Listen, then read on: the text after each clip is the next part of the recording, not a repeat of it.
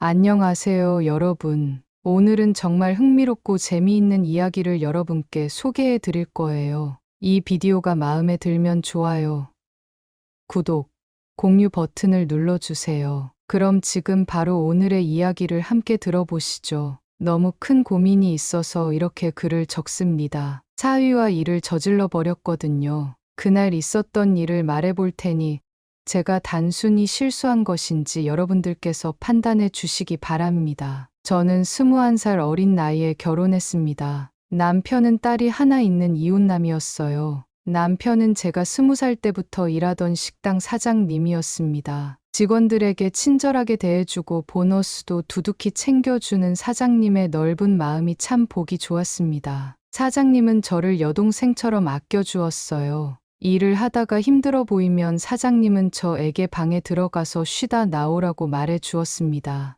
저를 아껴주고 배려해주는 사장님에게 반해 제가 먼저 사장님에게 연애를 하자고 말했어요. 어린 나이에 참 용기가 있었네요. 사장님은 웃으면서 제가 좀 더 크면 연애를 하자고 했고, 저는 이미 성인인데 더 클 일이 뭐가 있냐며 연애를 하자고 졸랐습니다. 사장님은 저에게 사정을 말하더라고요. 자기는 딸이 하나 있는 이웃남이라고 하면서 저와 비슷한 나이에 젊고 멋진 남자와 연애를 하라는 것이었습니다. 저는 그 말을 듣고 눈물부터 났어요. 사장님이 이웃남이라서 슬펐던 것이 아니라 사장님이 저를 자꾸 거절하는 것 때문에 슬펐습니다. 저는 계속 사장님에게 연애를 하자고 졸랐고 결국 사장님은 저를 받아주었어요.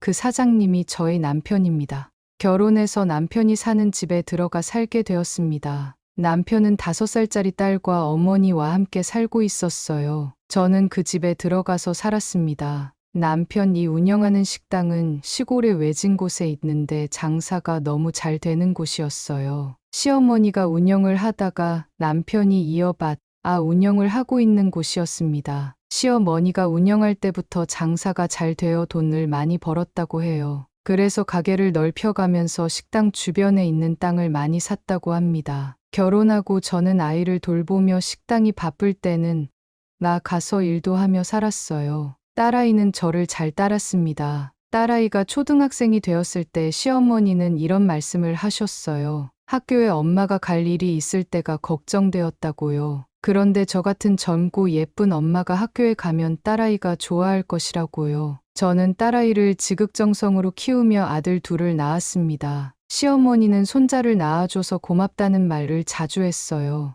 딸은 제가 낳은 딸이 아니지만 저는 제가 낳은 아들들보다 딸과 훨씬 더 친하게 지냈습니다. 딸은 제가 새엄마라는 것을 알고 있었지만 저를 너무 잘 따라주었죠. 그리고 남동생들을 잘 보살펴주는 착한 누나였습니다. 딸은 공부도 열심히 해서 명문대에 들어갔고 좋은 직장에 취직을 했습니다. 그리고 사윗감을 데리고 왔죠. 언제나 똑소리 나는 딸이었기 때문에 좋은 남자를 골랐을 것이라고 믿고 저와 남편은 전혀 의심하지 않았어요. 사위는 키도 크고 잘생겼습니다. 저를 처음 봤을 때 사위는 누나처럼 젊은 장모님이 생겨서 너무 좋다고 하더군요. 그도 그럴 것이 사위는 딸과 나이 차이가 많이 나서 사위와 저는 나이 차이가 별로 나지 않습니다. 딸은 결혼해서 사위와 잘 살았어요. 그런데 몇 년이 지나도 딸은 아이를 낳지 않았습니다. 저희 아들들도 누나가 얼른 아이를 낳아서 조카가 생겼으면 좋겠다고 자주 말했어요. 저도 손주를 얼른 보고 싶었습니다. 저희 시어머니도 증손주를 보고 싶다고 늘 말씀하셨는데 시어머니는 결국 증손주를 못 보고 돌아가셨어요. 나중에 들어보니 딸아이의 몸에 문제가 있어 아이를 갖지 못한다는 것이었습니다. 사위에게 괜히 미안한 마음이 들더군요. 하지만 딸을 위해서 사위에게 미안하다는 말을 할 수가 없었습니다. 딸은 불임 판정을 받고 나서 사위와 부부 관계를 잘 안 하게 되었다고 합니다. 부담감이 커졌나 봐요. 사위는 늘 혈기왕성한 사람인데 딸은 사위에게 맞춰주지 못해서 미안하다는 말을 하더라고요. 불임인 거랑 부부 관계랑 무슨 상관이냐고 했더니 딸은 자기도 모르겠답니다. 자기 남편에게 미안한 마음이 들지만 자꾸 거부하게 된다고 하더군요. 저는 이해할 수가 없더라고요. 제 남편이 나이가 들면서 힘이 떨어진 것이 저는 너무도 아쉬운데 말이죠. 아들들도 직장을 다니게 되어 집을 떠나고 시어머니도 안 계시니 집이 너무 허전하게 느껴지더군요. 식당을 운영하며 늘 바쁜 남편 때문에 저는 더 적적함을 느꼈습니다. 자식들이 집에 언제 오려나 이런 생각만 하며 살았죠. 저희 아들들과 사위는 친하게 지내고 있습니다. 가끔 만나서 술도 한잔한다고 해요. 주말에 가끔 아들들과 딸이 저희 집에 옵니다. 오면 식당에서 음식을 가지고 와서 집에 서술과 함께 먹습니다. 딸도 술을 잘 마시는 편이에요. 저는 술을 거의 못 마십니다. 맥주 한 잔 정도만 마셔요. 아이들이 와서 집이 떠들썩하게 술판을 벌이는 것이 저는 너무 좋았습니다. 외진 시골집에서 남편과 단둘이 적적하게 살고 있다가 아이들이 와서 북적대니 좋을 수밖에 없겠죠. 얼마 전 주말에 딸과 사위가 저희 집에 놀러 왔습니다. 남편은 새벽 1시까지 식당에서 일을 하는 사람이라서 딸 부부와 저 이렇게 셋이서 저녁을 먹고 술자리를 가졌어요. 딸과 사위는 술이 좀 과하게 마시더라고요. 술에 취한 사위는 딸이 부부관계를 잘 해주지 않아 불만이라는 얘기를 꺼냈습니다. 딸은 그런 얘기를 왜 엄마 앞에서 하냐고 화를 냈죠. 저는 괜찮다고 엄마 앞에서 못할 말이 뭐가 있냐며 딸을 나무라고 사위의 얘기를 차분하게 들어주었습니다. 사위는 불만을 한참 얘기하더니 그래도 자기는 아내를 사랑한다고 하더군요. 이 말을 듣고 저는 안심이 되었습니다. 제가 보기에도 둘은 천생연분이거든요. 밤이 늦어 잠을 자기 위해 술자리를 정리했습니다. 딸은 저와 자겠다고 하며 제 침대에 눕더군요. 저는 딸 옆에서 잠이 들었는데 무슨 소리가 들려 잠을 깼습니다. 딸이 사위에게 성질을 부리고 있더라고요. 사위가 딸을 데리고 가서 자려고 깨웠던 것 같습니다. 딸은 싫다고 거부를 하다가 목소리가 커져서 그 소리에 제가 깼던 것이었죠. 저는 자는 척을 했어요. 결국 사위는 포기하고 방으로 돌아갔습니다. 다시 잠이 들었는데 누군가가 저를 툭툭 쳐서 깨웠습니다. 남편이 왔나? 하며 눈을 떠보니 사위가 저를 툭툭 치고 있는 것이었어요. 사위는 저를 자기 와이프라고 생각했나 봅니다. 그 전에 사위가 방에 왔다 갔을 때 딸은 화장실을 다녀왔고 저와 자리를 바꿔서 자고 있었거든요. 저는 사위에게 잠이 안 와? 잠자리가 불편해? 이렇게 물었는데 사위는 아니, 그런 건 아니고. 이렇게 말끝을 흐리더군요. 사위는 제 손목을 잡고 저를 일으켰습니다. 지금도 저는 이해가 가질 않아요. 저는 사위를 따라서 방을 나왔습니다. 사위는 자기가 자던 방으로 저를 데리고 갔어요. 그곳에서 저는 사위가 원하는 것을 실컷 하도록 해주었습니다. 너무 떨렸지만 솔직히 저는 너무 좋았어요. 일이 끝나고 돌아 누워 잠이 든 사위 옆에 누워 저는 숨을 고르며 깊은 고민에 빠졌습니다. 사위는 술에 많이 취해서 나를 자기 와이프인 줄 알았을 거야. 모른 채 하면 될 거야. 이렇게 생각하고 저는 옷을 입고 방으로 돌아왔습니다. 다음날 사위는 아무 일 없었다는 듯이 행동하더군요. 저는 안도의 한숨을 내쉬었습니다. 오후에 딸과 사위가 집으로 돌아간다고 하기에 배웅을 하고 나니 또 적적함이 찾아왔습니다. 그러면서 또 걱정이 되더군요. 사위가 정말 나를 딸이라고 생각한 걸까? 나라는 것을 알면 어떡하지? 이런 걱정을 하면서 한편으로는 어젯밤 있었던 일을 떠올리며 아래쪽이 저릿해 오는 것을 느꼈습니다. 수요일에 딸에게 전화가 왔는데 주말에 또 온다는 것이었습니다. 딸과 사위는 보통 한 달에 한 번 정도 저희 집에 왔었거든요. 지난 주에 왔던 애들이 또 온다고? 저와 남편은 딸 부부가 자주 오면 좋았죠. 시골 외진 곳에서 둘이 살면서 늘 적적했으니까요. 주말에 딸과 사위가 왔고 저는 사위가 좋아하는 음식을 해놓았습니다. 사위는 제가 해놓은 음식을 며칠 굶은 사람처럼 잘 먹어주었습니다. 저희는 평소처럼 술상을 차렸죠. 사위는 술을 안 사왔다고 하더군요. 사위가 좋아하는 술이 따로 있는데 평소에는 저희 집에 오는 길에 마트에 들러 사위가 그 술을 사가지고 왔습니다. 그런데 그날은 그 술을 안 사왔다는 것이었어요. 마트에 가서 술을 사오겠다고 집을 나서는 사위에게 이 시간에는 그 마트가 문을 닫았을 거라고 다른 마트로 가보라고 알려주었습니다. 사위는 다른 마트가 어디 있는지 모른다고 하길래 저는 딸에게 같이 갔다 오라고 했죠. 딸은 올 때 자기가 운전하고 와서 너무 피곤하다며 사위에게 혼자 다녀오라고 하더군요. 이 동네 지리를 잘 모르는 사위를 혼자 보낼 수가 없어서 제가 함께 가겠다고 했습니다. 사위와 함께 차를 타고 제가 길을 알려주었어요. 술을 사가지고 오는 길에 사위가 묻더군요. 엄마, 지난주에는 정말 고마웠어요. 이러면서 저를 보고 빙그레 웃는 것이었습니다. 사위는 저를 엄마라고 불러요. 어머니나 장모님이라고 부르면 너무 멀게 느껴진다고요. 저는 사위의 말에 너무 놀랐습니다. 사위가 그날 품에 안은 것이 딸이라고 생각하길 바라고 또 바랬는데 사위는 모든 것을 알고 있었던 거죠. 저는 아무 말도 하지 못하고 있었는데 사위는 엄마는 어땠어요? 이렇게 묻더군요. 저는 어땠기는 이렇게 말을 잇지 못하고 있었는데 사위는 엄마도 좋았죠? 이렇게 물으며 저를 빤히 쳐다보고 있었습니다. 저도 모르게 고개를 끄덕였어요. 사위는 신이 난 표정으로 시골길 옆 공터에 차를 세웠습니다. 저에게 내리라고 하더군요. 저도 모르는 사이에 저는 차에서 내렸습니다. 차 밖에서 사위는 저를 안았고 저는 거부하지 못했어요. 일이 끝나고 사위는 신이 난 표정으로 저를 차에 태웠습니다. 저는 너무 긴장해서 아무 말도 하지 못했어요. 집에 돌아와서 딸과 사위와 함께 술을 조금 마시다가 저는 일찍 잤습니다.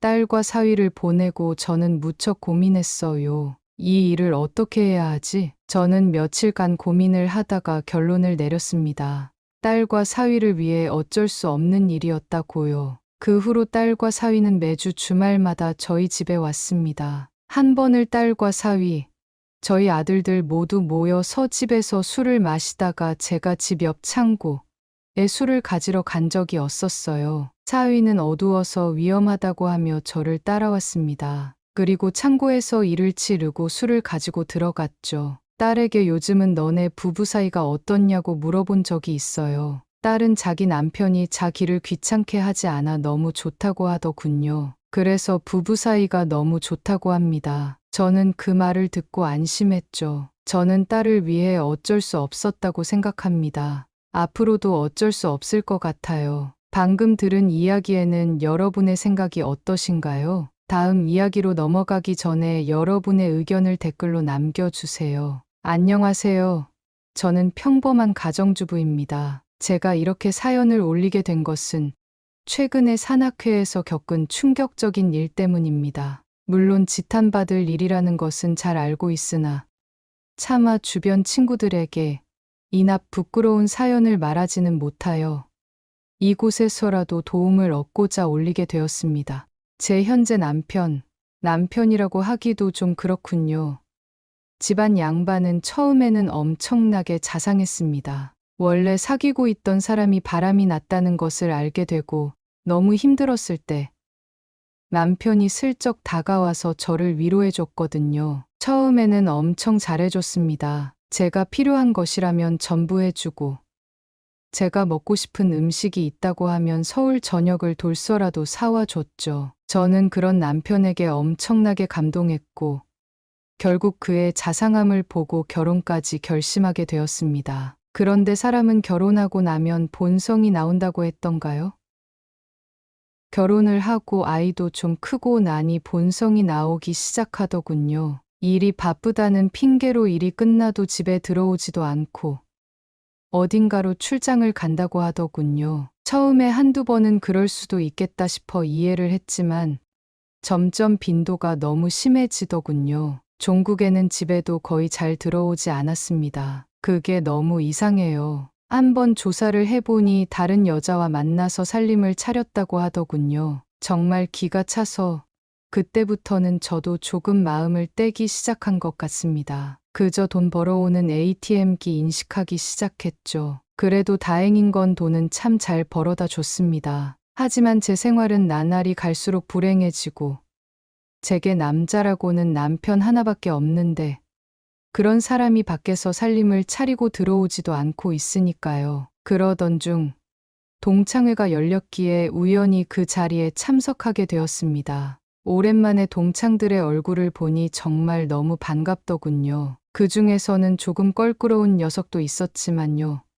바로 바람이 나서 헤어진 제 첫사랑 놈이요. 저 첫사랑 놈이랑 헤어지고 바로 지금 남편을 만났지만 결국은 이런 꼴이었고 제 인생의 남자복은 참 없나 봅니다. 저는 그 녀석을 힐끔 봤습니다. 확실히 외모는 정말 난 놈이긴 합니다. 지금 나이를 먹어서 대부분의 동창들은 얼굴이 무너졌음에도 불구하고 녀석은 아이돌스러운 외모를 유지하고 있었죠. 외모 하나는 정말 제 취향이었고 그래서 정말 많이 좋아했는데 저 녀석은 결국 바람을 피고 그런데 어휴 아무튼 저는 테이블에 앉아서 오랜만에 만난 동창들과 수다를 떨기 시작했습니다. 그리고 역시나 아줌마들이 모인 곳에서는 남편 얘기가 빠질 수가 없죠. 아줌마들은 자기들끼리 남편 욕을 해대기 시작하더군요. 저도 은근슬쩍 동참했습니다. 우리 남편 너무 독단적이라고.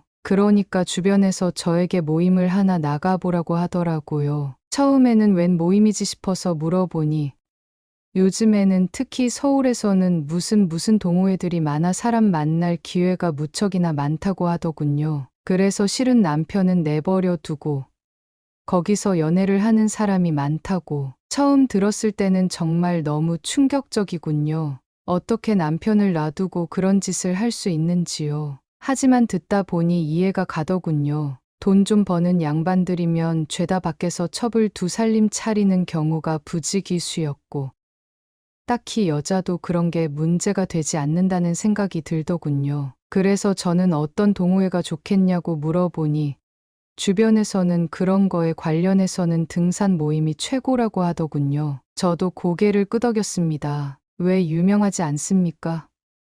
등산 모임에서 일어나는 사건들이. 하지만 기대가 크면 실망도 큰 법. 저는 큰 기대는 하지 않았습니다. 그런데 동창회에서는 더욱 충격적인 말을 듣게 되었습니다. 사실 그 첫사랑 녀석이 바람을 전혀 피지 않았고 그 당시에 돈이 많았던 지금의 남편에게 협박을 당해서 어쩔 수 없이 그런 소문을 쓰게 된 것이라고요. 녀석의 집안이 지금의 남편 집안과 관련이 있어서 그저 입 다물고 있을 수밖에 없었다고 합니다. 왜냐하면 그렇지 않으면 첫사랑 녀석의 아버지 직장이 잘리게 생겼거든요. 저는 그것도 모르고 그 녀석의 뺨을 때리고 헤어지자고 했으니 제가 얼마나 싫었을까. 그 당시 유일한 자신의 편이었던 자신이 자기 말은 들어볼 생각도 하지 않고 헤어지자고 했으니까요. 지금 와서 되돌릴 수는 없겠죠. 녀석에게는 매우 큰 부채의식을 안고 있습니다. 아무튼 저희 잘못도 크지만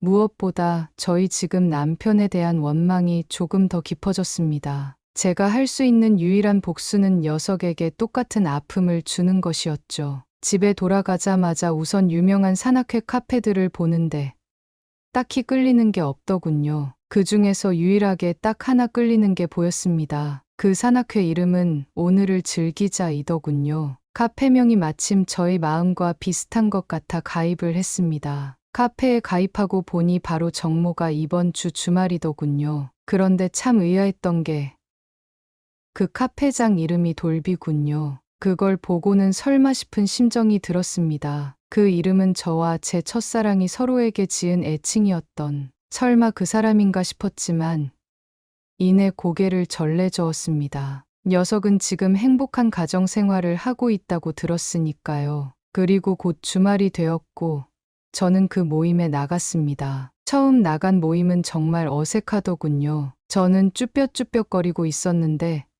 다행히도 모임원 분들이 저를 친절하게 맞아주시더군요. 괜찮다고, 처음에는 다 그런 거라고 저를 친절하게 맞이해 주시더라고요. 그래서 처음에는 엄청나게 긴장을 했지만 긴장을 풀 수 있었습니다. 그렇게 산악회 분들과 수다를 떨고 있던 와중 문이 열리는 소리가 나면서 모두의 이목이 그쪽으로 집중되더군요. 저도 모르게 그쪽을 돌아봤습니다. 그리고는 저도 한동안 말을 잇지 못했습니다. 바로 그 첫사랑이 있었던 것이었죠. 녀석도 당황했는지 저를 보고는 당황스러운 표정을 짓더군요. 그런데 그 표정이 원망인지 아니면 오랜만에 봐서 놀라운 건지 도저히 감이 잡히지 않았죠. 저 녀석은 지금 저에 대해 어떤 감정을 가지고 있을지 무척이나 궁금했습니다. 그런데 녀석은 저에 대해 전혀 관심이 없다는 듯 저에게 전혀 말을 걸지 않더군요. 아무튼 저희는 그렇게 버스를 빌려서 산으로 가게 되었습니다. 저는 등산을 하게 되었습니다. 등산은 2인 1조로 진행된다고 하더군요. 제비 뽑기 시간에 각자 짝이 걸렸습니다. 저는 제발 녀석만 아니기를 빌었는데 아니나 다를까 제비 뽑기에서 녀석이 뽑히더군요. 영문 모를 표정을 짓더니 가자고 하더군요. 별 악감정도 좋은 감정도 없는 상태인가 참으로 오묘했습니다. 아무튼 그렇게 산행을 하게 되었습니다. 그런데 참으로 오묘한 산행을 가던 한 조가 어딘가로 빠지더니 이내 다른 조도 가던 도중 어딘가로 빠지더군요. 저는 상당히 의아해하며 산행을 계속했습니다. 그러더니 아예 말을 걸지 않던 녀석이 그러더군요. 수정 씨가 처음 와서 모르나 본데 여기는 서로 눈 맞으면 산행을 하던 도중 어딘가로 사라진다고. 역시나 산악회는 악명 높게 그런 사람들이 많더군요. 저는 옆을 슬쩍 바라봤습니다.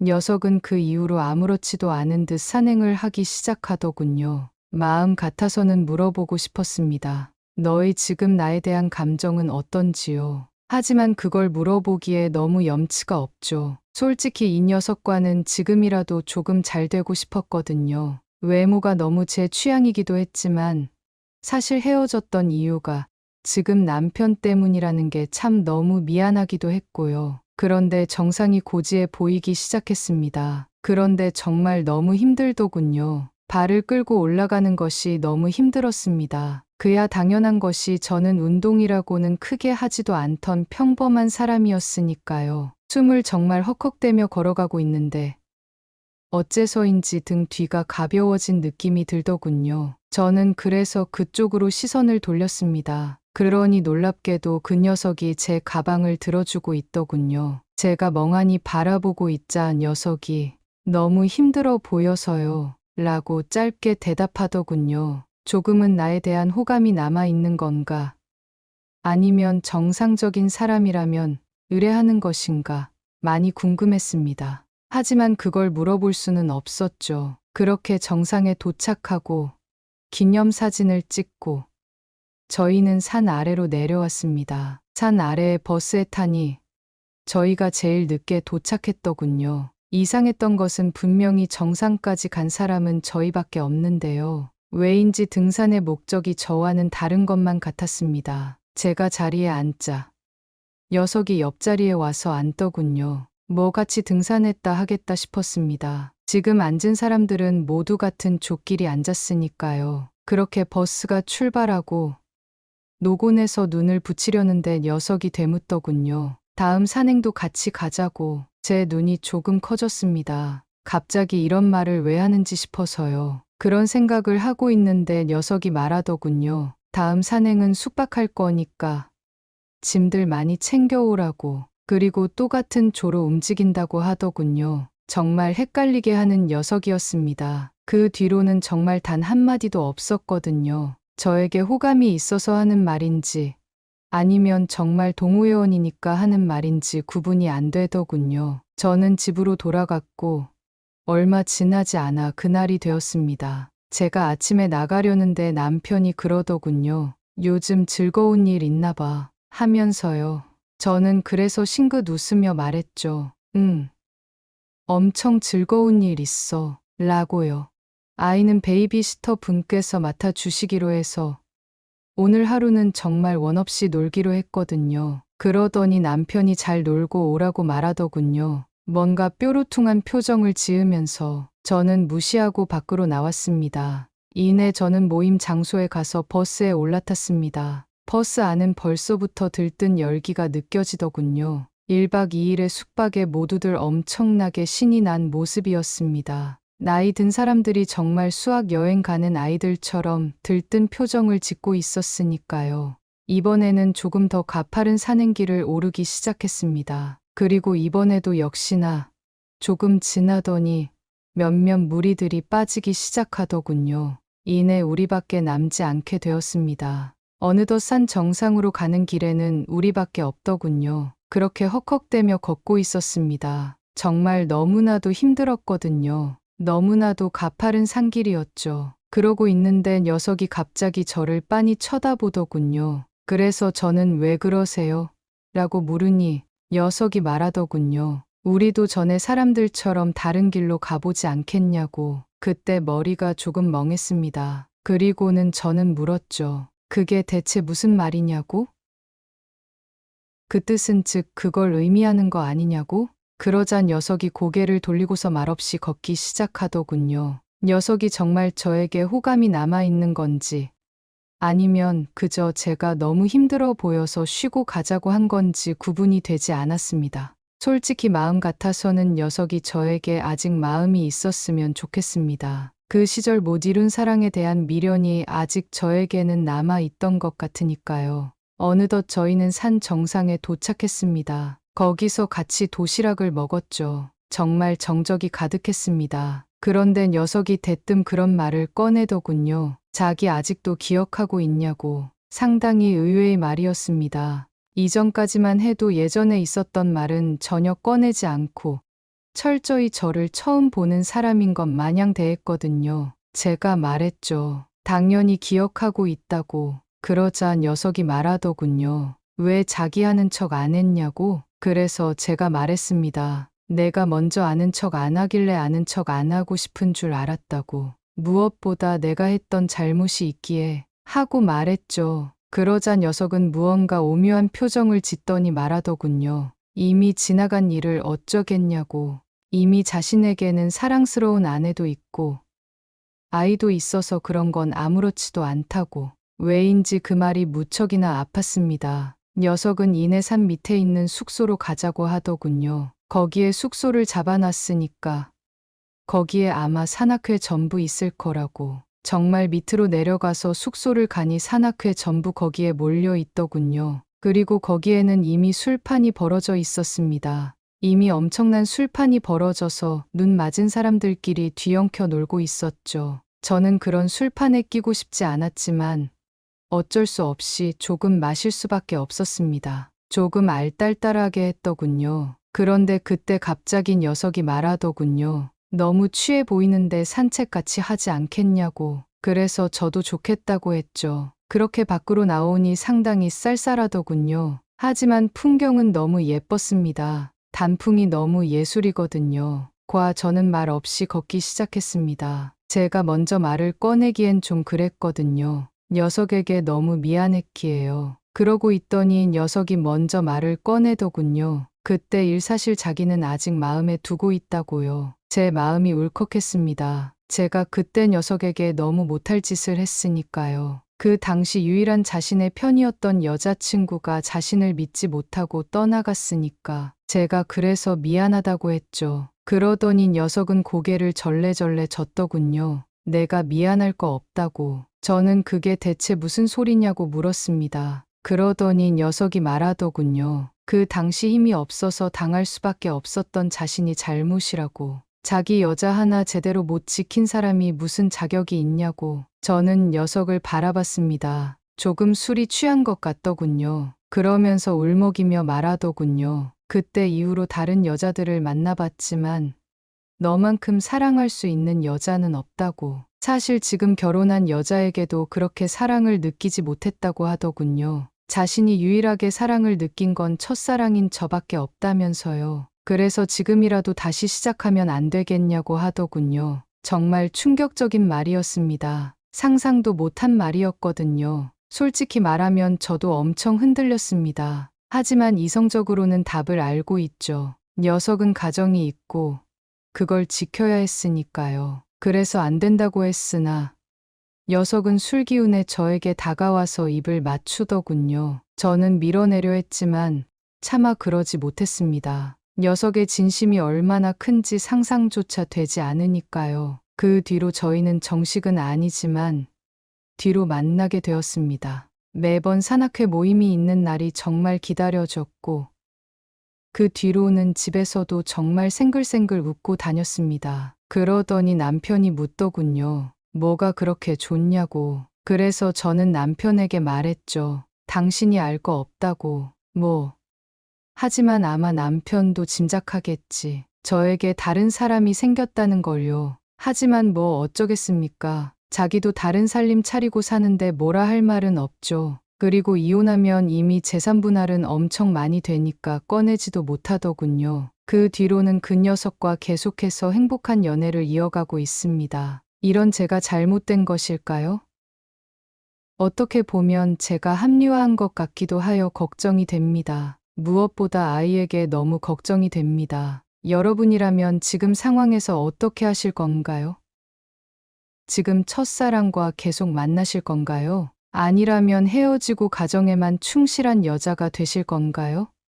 조언을 부탁드립니다. 오늘 이야기가 재미있고 흥미로웠나요? 다음에는 여러분에게 더 많은 새로운 이야기를 가져다 드릴게요. 더 힘낼 수 있게 구독, 좋아요, 알림 설정까지 꼭 부탁드리겠습니다. 시청해 주셔서 감사합니다.